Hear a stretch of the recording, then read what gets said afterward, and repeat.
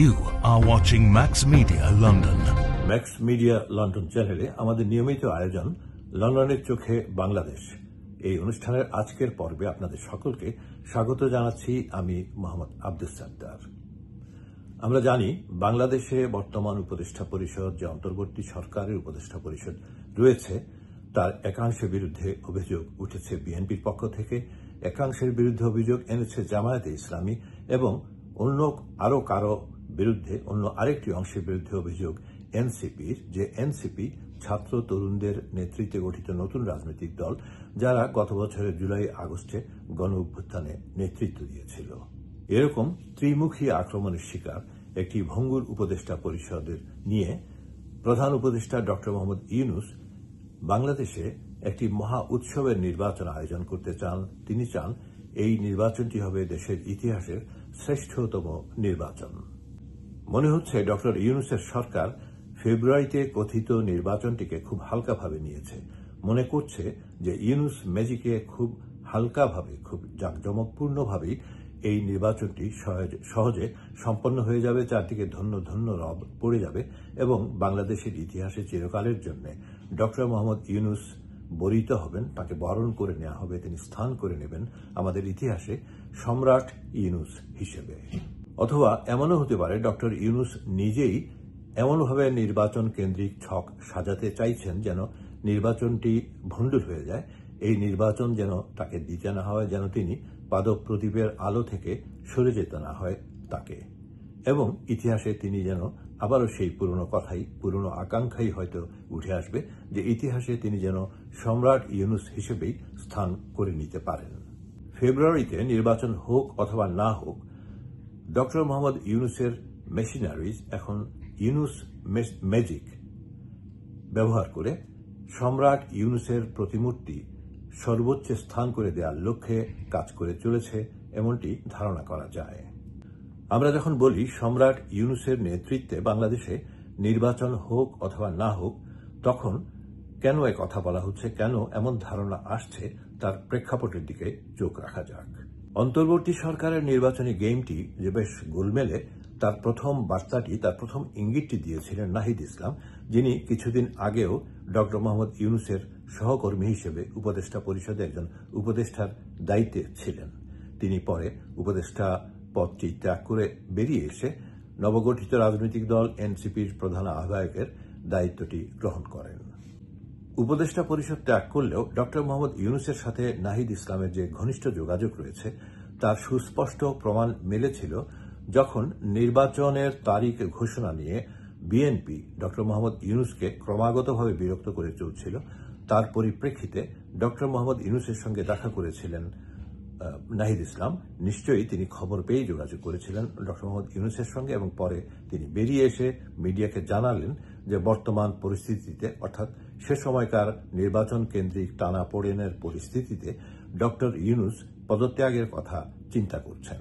সরকার প্রধানের সাথে এরকম ঘনিষ্ঠ যোগাযোগ রয়েছে যে নাহিদ ইসলামের, তিনি গত 5 অক্টোবর একটি বোমা ফাটালেন। তিনি বললেন উপদেষ্টা পরিষদের একাংশ ইতিমধ্যেই নিজেদের সেফ এক্সিটের ব্যবস্থা করে নিয়েছে, বিভিন্ন রাজনৈতিক দলের সঙ্গে তারা যোগাযোগ রক্ষা করে চলেছে, লিয়াজোগ স্থাপন করেছে, নিজেদের আখের গুছিয়ে নিয়েছে এবং সবচেয়ে বড় যে অভিযোগটি, তীব্র অভিযোগ এবং গুরুতর অভিযোগ, সেটি হচ্ছে নাহিদ ইসলাম বলেছেন এসব উপদেষ্টারা গণ অভ্যুত্থানের চেতনার সঙ্গে বিশ্বাসঘাতকতা করেছেন। কিন্তু আমাদের দেখার আরও বাকি ছিল। 21 অক্টোবর মঙ্গলবার বিএনপির মহাসচিব মির্জা ফখরুল ইসলামের নেতৃত্বে দলটির প্রতিনিধি দল যমুনায় ড মোহাম্মদ ইউনূসের সঙ্গে সাক্ষাৎ করেছিলেন। সেখানে তারা কয়েকজন উপদেষ্টার বিরুদ্ধে কোন দলের পক্ষ হয়ে কাজ করার অভিযোগ করেছেন এবং সেই উপদেষ্টাদের বিরুদ্ধে ব্যবস্থা নেওয়ার জন্য, তাদের অপসারণ করার জন্য তারা ড মোহাম্মদ ইউনূসের প্রতি আহ্বান জানিয়েছেন। সে সময় বিএনপি প্রতিনিধি দল বর্তমান অন্তর্বর্তী সরকারের আদল বদলে ফেলে একে অন্তর্বর্তী সরকারের পরিবর্তে তত্ত্বাবধায়ক সরকারের রূপ দেওয়ার জন্য আহ্বান জানান এবং এই বর্তমানে অন্তর্বর্তী সরকারই হোক অথবা আগামীর প্রস্তাবিত তত্ত্বাবধায়ক সরকারই হোক, নির্বাচনের সময় তাদের সম্পূর্ণ নিরপেক্ষ থাকার জন্য তারা আহ্বান জানিয়েছেন। পরদিনই ড মোহাম্মদ ইউনূসের সঙ্গে যমুনায় দেখা করেছেন জামায়াতে ইসলামীর নায়েবে আমির সৈয়দ মোহাম্মদ আবদুল্লাহ তাহের, তার নেতৃত্বে একটি প্রতিনিধি দল, জামাতে ইসলামীর একটি প্রতিনিধি দল, তারাও ডক্টর মোহাম্মদ ইউনূসের কাছে উপদেষ্টা পরিষদের একাংশের বিরুদ্ধে অভিযোগ উত্থাপন করলেন। তারা বললেন তারা ওই উপদেষ্টারা কোন কোন দলের হয়ে কাজ করছেন, পক্ষপাতিত্ব করছেন। তারা এমনকি এটাও বলেছেন যে ওই উপদেষ্টারা ডক্টর মোহাম্মদ ইউনূসকে বিভ্রান্ত করছেন। সেদিনই প্রধান উপদেষ্টা ডক্টর মোহাম্মদ ইউনূসের সঙ্গে দেখা করলেন এনসিপির নেতৃবৃন্দ। সেই নাহিদ ইসলাম, যিনি প্রথম উপদেষ্টাদের একাংশের বিরুদ্ধে অভিযোগ তুলেছিলেন, তার নেতৃত্বে এনসিপির একটি দল ডক্টর মোহাম্মদ ইউনূসের সঙ্গে দেখা করল এবং তারাও উপদেষ্টা পরিষদের একাংশের বিরুদ্ধে অভিযোগ উত্থাপন করলেন। তারা স্পষ্ট করে একটি কথা বললেন যে জনপ্রশাসনে বদলি, পদায়ন এসব ব্যাপার নিয়ে উপদেষ্টাদের একাংশ খুবই সক্রিয় এবং সেখানে ভাগ মাটোয়ারাও চলছে। খুবই গুরুতর অভিযোগ, এটি দুর্নীতির অভিযোগের শামিল এবং এনসিপির পক্ষ থেকে এই উপদেষ্টাদের বিরুদ্ধে ব্যবস্থা নেওয়ার জন্য দাবি জানানো হল প্রধান উপদেষ্টা ডক্টর মোহাম্মদ ইউনূসের কাছে। বিএনপি, জামাতে ইসলামী এবং এনসিপি, এই তিনটি প্রধান ইনফ্লুয়েন্সিয়াল প্রভাবশালী রাজনৈতিক দল বর্তমান পরিস্থিতিতে তারা প্রধান উপদেষ্টার কাছে উপদেষ্টাদের একাংশের বিরুদ্ধে, এবং আমরা যদি যোগ করি দেখা যাবে উপদেষ্টাদের প্রায় সর্বাংশের বিরুদ্ধে এই অভিযোগগুলো দাঁড়িয়ে গেছে। তো এমন অভিযোগ এই রাজনৈতিক দলগুলোর পক্ষ থেকে করবার আগেই কিন্তু বাতাসে ভেসে বেড়াচ্ছিল উপদেষ্টা পরিষদের কারো কারো বিরুদ্ধে নানা রকমের অভিযোগ, এবং তার মধ্যে ছিল একটি দুর্নীতিও। এবং আমরা জানি যে জনপ্রশাসনে পদ, পদায়ন, বদলি এসব নিয়ে উপদেষ্টা পরিষদের কয়েকজন বেশ সক্রিয় ছিলেন এবং নির্বাচন সামনে এগিয়ে আসছে, সেই হিসেবে এই জনপ্রশাসনে পদ পদায়নের বিষয়টি, বদলি করার বিষয়টি খুবই গুরুত্বপূর্ণ এবং উপদেষ্টারা যার যার দলীয় পক্ষপাত থেকে সে ব্যবস্থাটি তারা করতে চাইছিলেন। এমনকি এমনও অভিযোগ করা হয়েছে, উপদেষ্টা পরিষদেরই ঘনিষ্ঠ একটি সূত্র থেকে অভিযোগ করা হয়েছে যে জনপ্রশাসনে পদ পদায়ন বদলির মধ্যে বিএনপির ভাগ বেশি, জামায়াতে ইসলামী বেশ ভাগে আছে, কিন্তু তাদের সংখ্যা, তাদের অনুপাতে তাদের সংখ্যাটা কম। এ ধরনের পরিস্থিতি দাঁড়িয়ে গিয়েছিল এবং এর পরবর্তীতে আমরা একজন উপদেষ্টার বিরুদ্ধে এমন অভিযোগ দেখেছি। স্থানীয় সরকার মন্ত্রণালয়ের উপদেষ্টা আসিফ মাহমুদ সজীব ভুঁইয়া, এটি মিডিয়াতে খবর প্রচারিত হয়েছে, তিনি তার নিজের উপজেলায় সর্বোচ্চ সংখ্যক অর্থের একটি বরাদ্দ দিয়েছেন প্রকল্প বাস্তবায়নের জন্য, এবং বাংলাদেশের অন্যান্য সব উপজেলায় যদি শতের অঙ্কে বরাদ্দ করা হয়ে থাকে তার বহুগুণ বেশি বরাদ্দ তিনি করিয়েছেন তার নিজের উপজেলার জন্য। এটি একরকমের দুর্নীতিমূলক আচরণ বলে অনেকেই অভিহিত করছেন এবং নির্বাচনকে সামনে রেখে এ ধরনের তৎপরতার উদ্দেশ্য নির্বাচনকে প্রভাবান্বিত করা, সেটি তো বলার অপেক্ষা রাখে না। এবং আমরা জানি আসিফ মাহমুদ সজীব ভুঁইয়া তিনি কিছুদিন আগেই বলেছিলেন যে নির্বাচনী তফসিল ঘোষণার আগে তিনি পদত্যাগ করবেন, অর্থাৎ উপদেষ্টা পরিষদ থেকে পদত্যাগ করবেন, অর্থাৎ তিনি নির্বাচন করতে চান, এ ধরনেরই একটি ইচ্ছা তখন তার কথা থেকে বোঝা গিয়েছিল। বর্তমান অন্তর্বর্তী সরকারে ছাত্র প্রতিনিধি হিসেবে দুজন উপদেষ্টা রয়েছেন, এর মধ্যে একজন হচ্ছেন আসিফ মাহমুদ সজীব ভুঁইয়া এবং আরও একজন হচ্ছেন তথ্য উপদেষ্টা মাহফুজ আলম। খবর বেরিয়েছে যে এই দুজনকে সেপ্টেম্বর মাসের মাঝামাঝি নাগাদ উপদেষ্টা পরিষদ থেকে চলে যাওয়ার জন্য বলা হয়েছিল সরকারের শীর্ষ পর্যায় থেকে। আমরা ধারণা করতে পারি এটি ডক্টর মোহাম্মদ ইউনূসের কাছ থেকে সরাসরি তাদের বলা হয়েছিল, অথবা তার মাধ্যমে, তার বরাতে অন্য কেউ বলেছিলেন, উপযুক্ত কোনো কেউ এই বার্তা পৌঁছে দিয়েছিলেন এই দুই উপদেষ্টার কাছে। কিন্তু জানা গেল যে উপদেষ্টা আসিফ মাহমুদ সজীব ভুঁইয়া এবং উপদেষ্টা মাহফুজ আলম তারা জানিয়েছিলেন যে তারা আরো কিছুদিন উপদেষ্টা পরিষদে থাকতে চান। এটা কি নির্বাচনের আগে যতদিন পর্যন্ত সরকারি অবস্থানে থাকতে পারা যায় এবং সরকারি সুবিধা গ্রহণ করে তাদের নিজস্ব নির্বাচনী যদি কোনো রকমের ইচ্ছা থেকে থাকে সেগুলো কার্যকর করার জন্য, তাতে সফল হওয়ার জন্য তারা এই সময়টুকু কাজে লাগাতে চান কিনা, সে কারণেই উপদেষ্টা পরিষদে আরো কিছুদিন থেকে যাওয়ার ইচ্ছা ব্যক্ত করেছেন কিনা সেটাও ভেবে দেখার মতো বিষয়।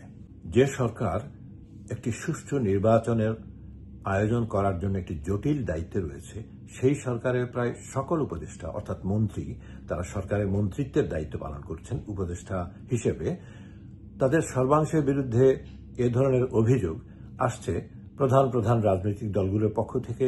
এই সরকারের পক্ষে কি তাহলে একটি সুষ্ঠু নির্বাচন আয়োজন করা আদতেই সম্ভব? প্রধান প্রধান রাজনৈতিক দলগুলো এই উপদেষ্টাদের বিরুদ্ধে ডক্টর মোহাম্মদ ইউনূসের কাছে অভিযোগ জানানোর পর তার কাছ থেকে কি প্রতিক্রিয়া পাওয়া গেল? আমরা প্রকাশ্যে তার তরফে, সরকারের তরফে এখন পর্যন্ত কোনো রকমের প্রতিক্রিয়া জানতে পারিনি। তিনি কি প্রতিক্রিয়া প্রকাশ্যে ব্যক্ত না করলে কোনো রকমের অ্যাকশন নিয়েছেন সে সম্পর্কেও আমরা তেমন কিছু জানতে পারিনি। ডক্টর মোহাম্মদ ইউনূস, আমরা যে খবর জেনেছি সে অনুযায়ী প্রধান উপদেষ্টা ডক্টর মোহাম্মদ ইউনূস অভিযোগকারী প্রত্যেকটি দলকেই বলেছেন, আমার উপরে আস্থা রাখুন, আমার উপরে বিশ্বাস রাখুন, আমি ইতিহাসের শ্রেষ্ঠ নির্বাচন উপহার দেব জাতিকে। ডক্টর ইউনূস কি ইতিমধ্যেই সম্রাটের আসনে অধিষ্ঠিত হয়ে পড়েছেন? তিনি কি সত্যি একটি সুষ্ঠু নির্বাচন আয়োজন করবেন একেবারে নিঃসঙ্গ অবস্থায়, একদম একাকী তার নিজের মেজিকে?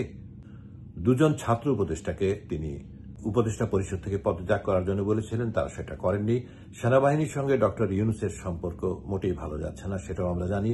পুলিশ প্রশাসন গত বছরের আগস্টের পর নতুন সরকার দায়িত্বভার গ্রহণ করার পর এখন পর্যন্ত সম্পূর্ণ প্রফেশনালি হয়ে উঠতে পারেনি, সম্পূর্ণ পেশাদারিত্ব তাদের করায়ত্ত এখনো হয়নি, সেটাও একেবারেই নিশ্চিত। এবং প্রশাসনের পদপদবি, প্রশাসনের কর্মকর্তা অবস্থান, এসব কিছু বিএনপি এবং জামায়াতের মধ্যে ভাগ বাটোয়ারা হয়ে গেছে। এ প্রসঙ্গটিও খোলাখুলি আলোচনা হচ্ছে। ডক্টর ইউনূসের জন্য আরও বড় বিপদ যে জাতিসংঘ এবং আন্তর্জাতিক মানবাধিকার সংগঠনগুলো শুরু থেকেই তার সাথে ছিল, তাকে সমর্থন জানিয়েছিল, তার কার্যক্রমকে সমর্থন জানিয়ে যাচ্ছিল। তারাও সম্প্রতি একটি বড় ধরনের পরিবর্তন এনেছে তাদের অবস্থানে। তারা বলছে একটি অন্তর্ভুক্তিমূলক নির্বাচন আয়োজনের জন্য আওয়ামী লীগের মতো একটি বড় দলকে বাদ রাখা ঠিক হবে না।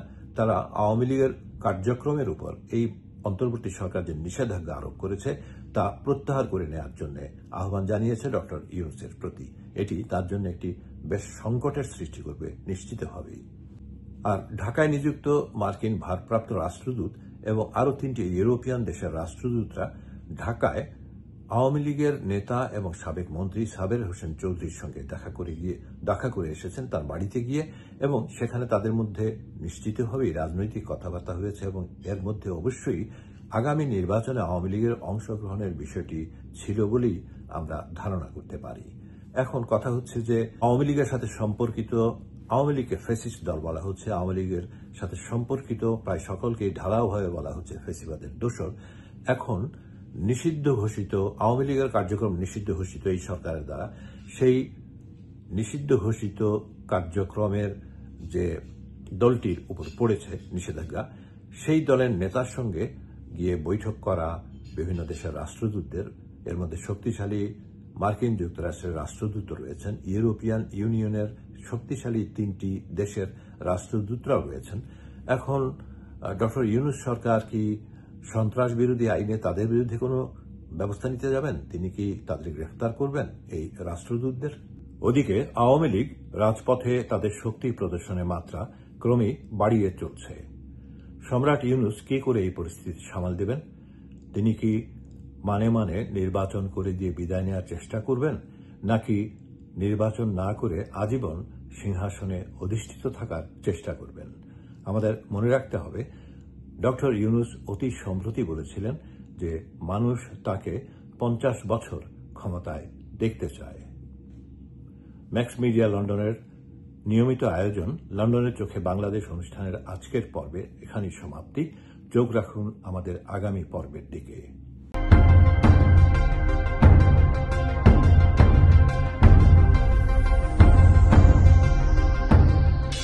This is Max Media London.